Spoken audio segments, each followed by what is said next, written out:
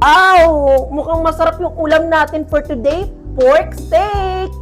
Pork chop, soy sauce, oyster sauce, calamansi juice, bawang, paminta.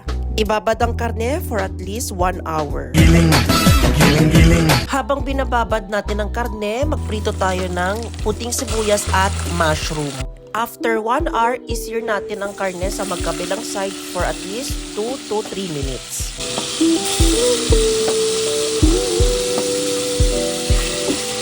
Gawin natin yung sauce sa pinagprituhan ng ating karne. So maglalagay tayo ng tubig, sugar, pepper, ilagay natin yung pinagbabaran.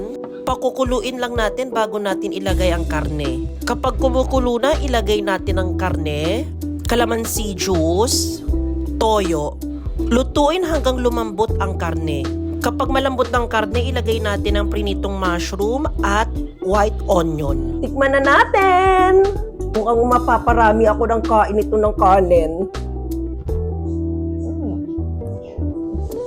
Sarap! Panalo! Yun lang guys! Bye! Follow for more videos. Love you all! Kain na ako, gugutom na ako.